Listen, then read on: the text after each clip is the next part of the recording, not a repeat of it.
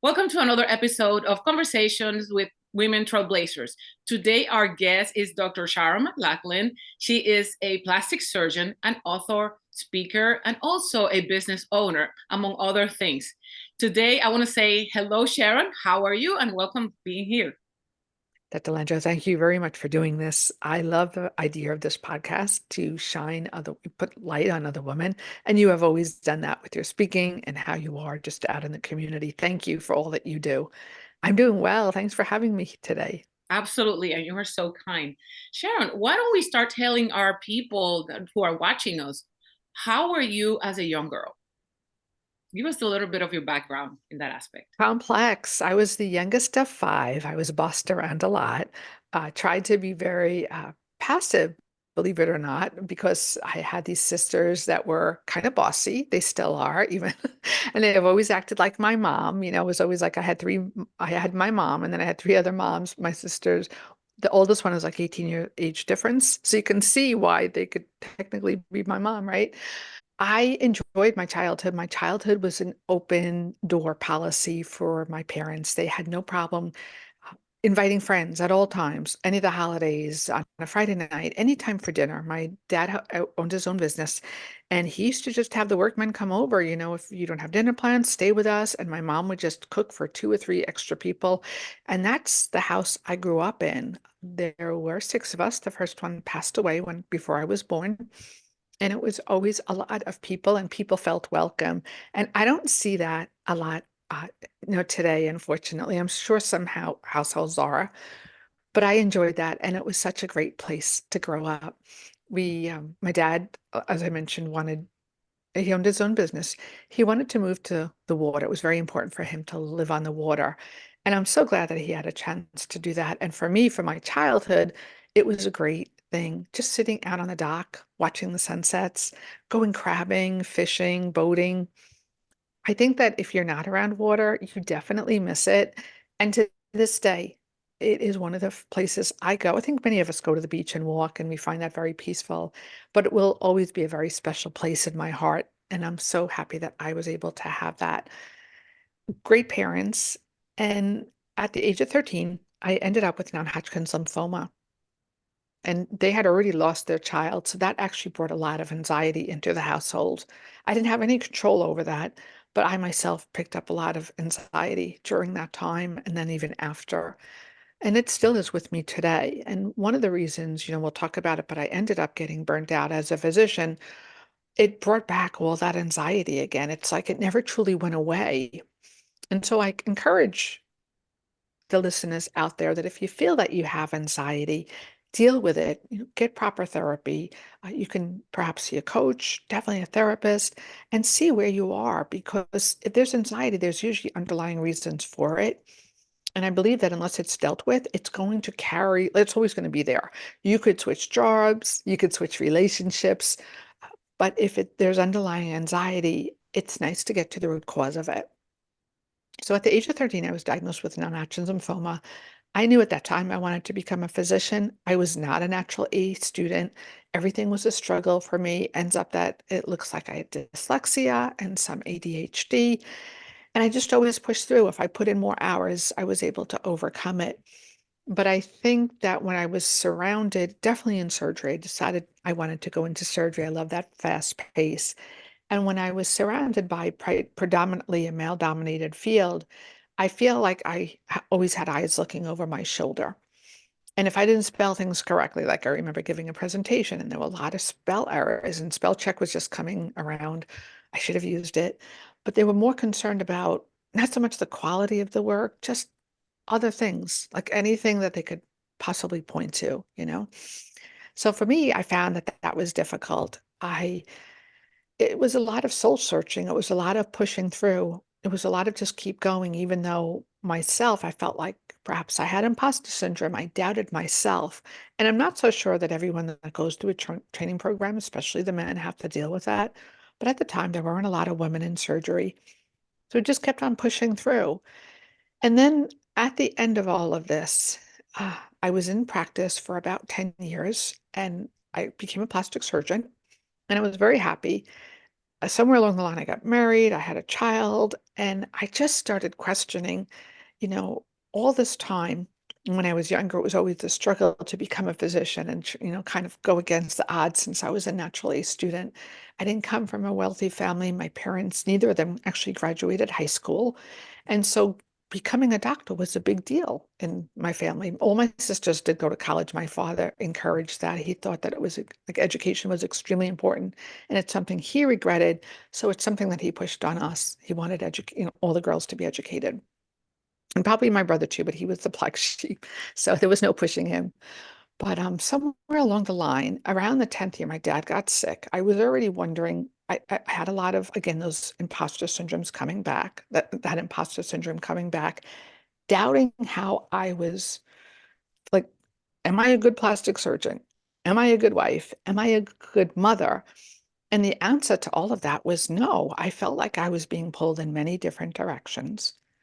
When I look back, I couldn't give up control. I'm one of those people that have to have control. So that was a hard thing for me. So for you listening out there, if you feel like you're going through burnout, one of the things is, are you letting people help you? A, do they want to help you? And are you letting people help you? And then C, are you actually communicating your needs that you need to be helped? Because a lot of us just do things. And when we do things, we're not letting other people help us. So that's a problem because the control, but also our need to communicate. If we're not communicating our needs, they don't know. People don't know unless you tell them. And if you've been doing it all along, you kind of set a precedence, right? Like, you're capable of doing this. You want to do this. This is why you do it. And then I found I was getting resentful, whether it was work around the house, whether it was the childcare. And it really started being a problem in our marriage and in relationships too. So I ended up burnt out. I ended up developing ulcerative colitis during the last year of my practice, and that required me going to the bathroom a lot. I was anemic. I felt tired all the time. And other than walking away from the practice, I saw no other way, getting out. And at that time, it was hard because, again, I had worked so many years to get where I was. I thought I'd be happy. And I often think back, like, people that are going through this, perhaps it was the challenge of being told no. And then once I received it, I was like, what else? What else can I do now? Because this doesn't feel right.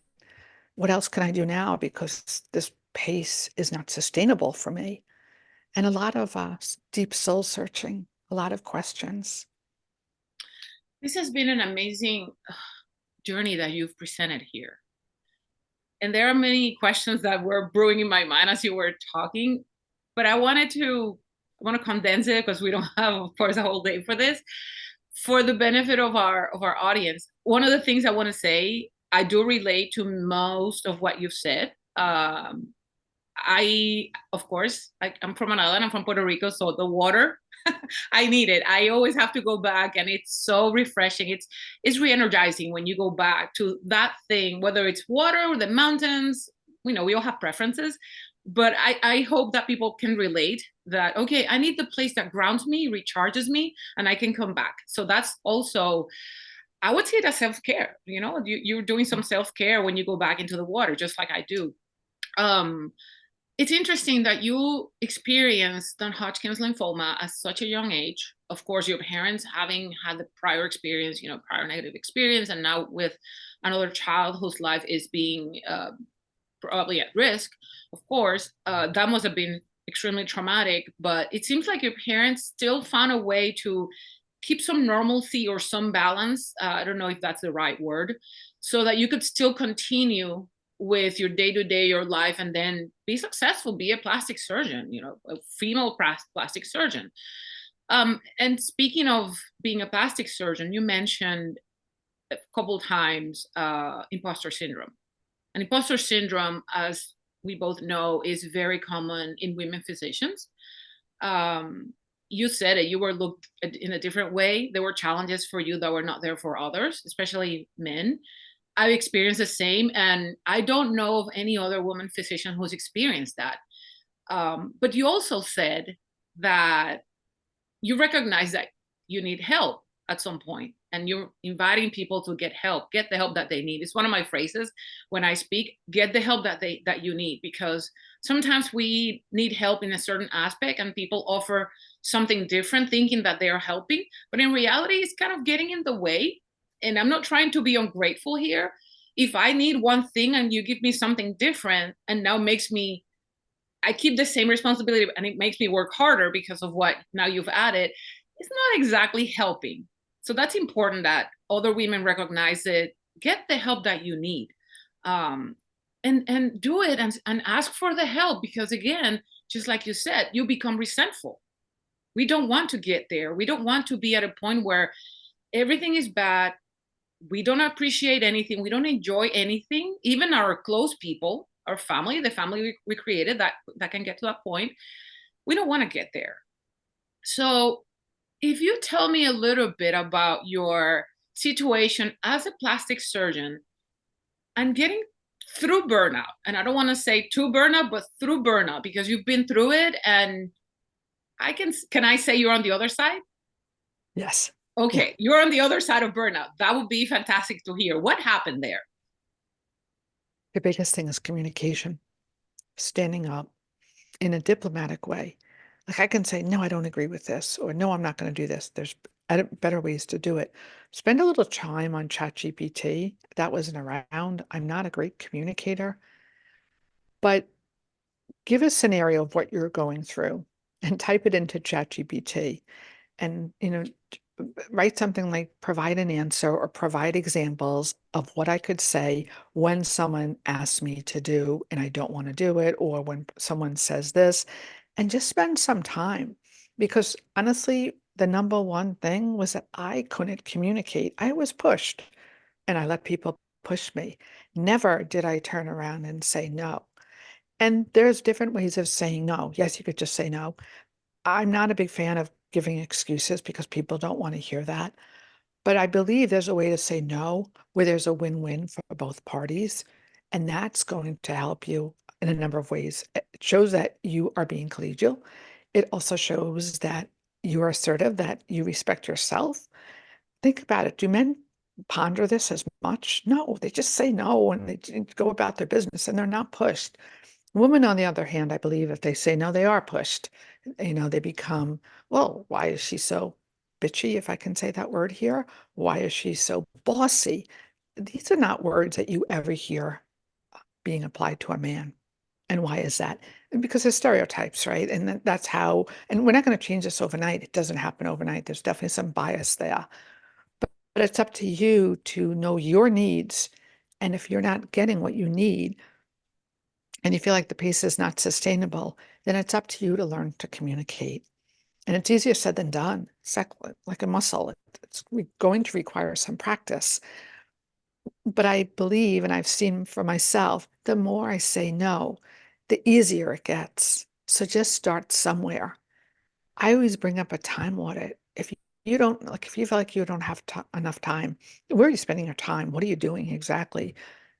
Write down every 15 minutes throughout a day, have a little logbook. What are you doing? Where is it on social media? Is it running around?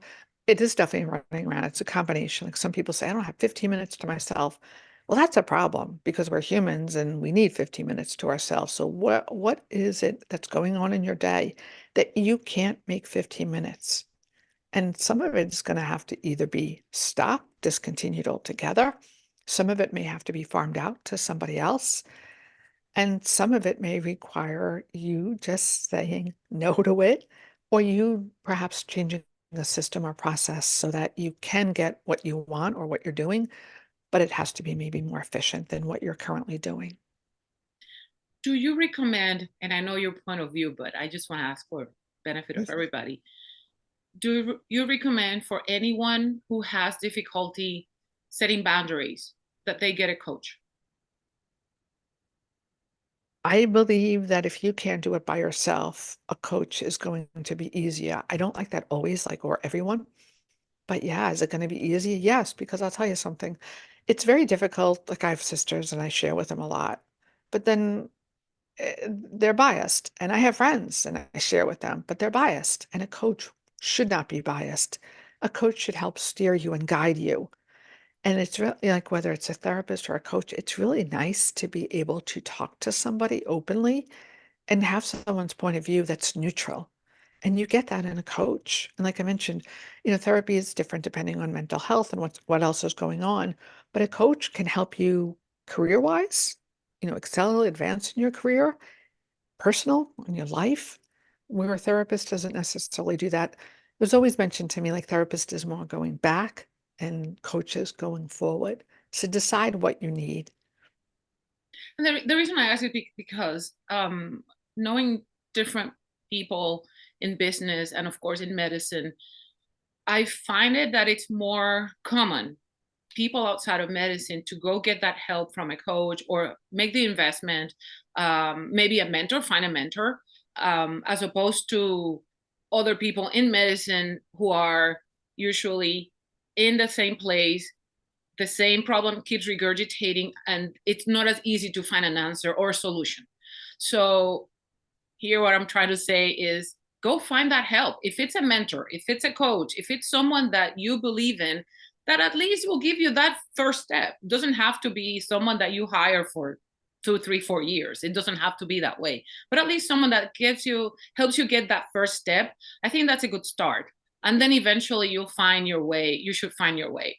Um, you also have a Facebook group.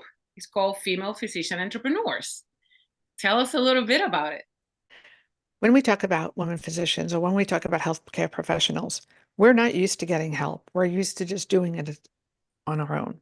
And there's multiple reasons for that. As far as therapy, some of the states require this on our license. They ask questions about mental health, so then we don't want to put that down that we're seeing a therapist or that we're perhaps on some medications for anxiety, depression, whatever it is.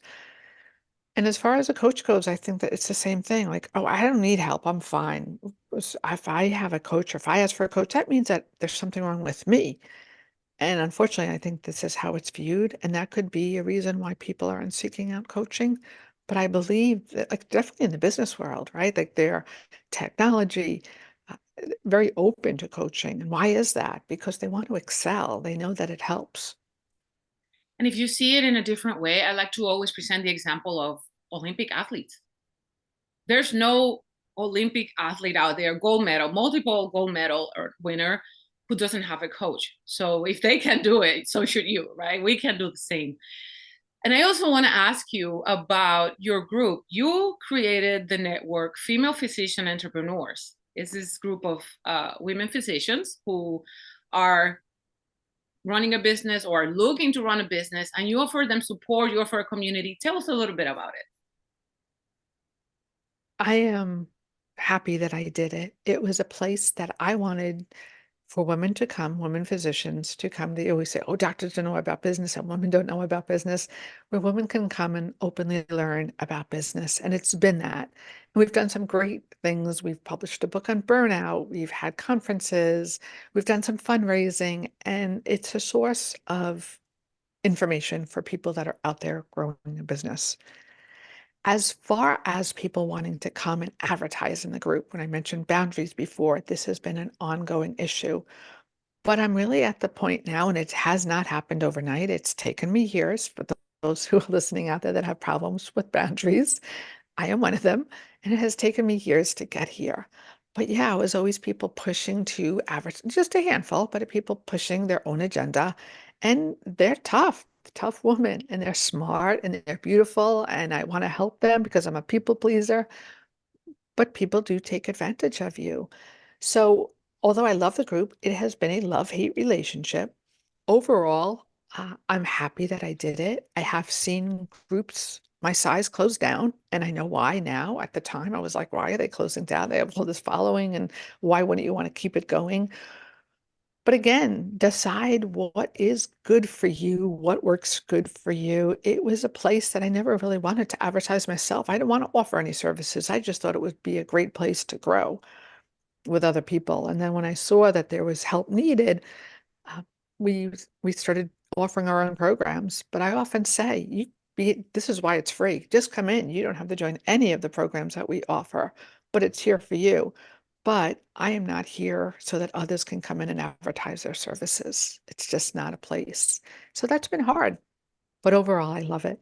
So although I answered you, we've also brought up some things that I hope helps your audience because nobody likes feeling like they're being taken advantage of. And there will always be people that push you more so than you want to be pushed. And again, it's up to you, right? The communication.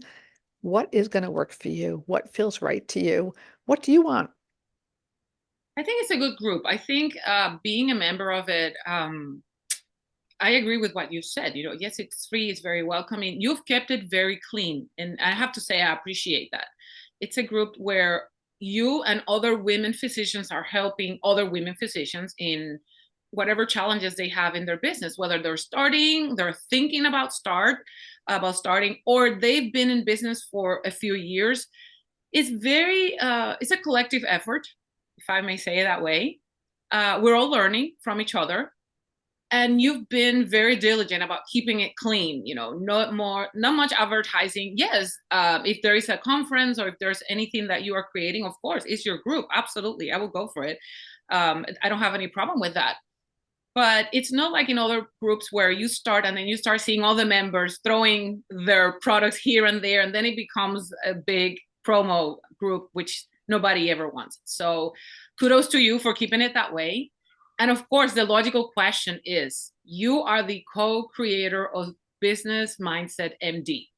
How is that? How did you start it? How did this happen?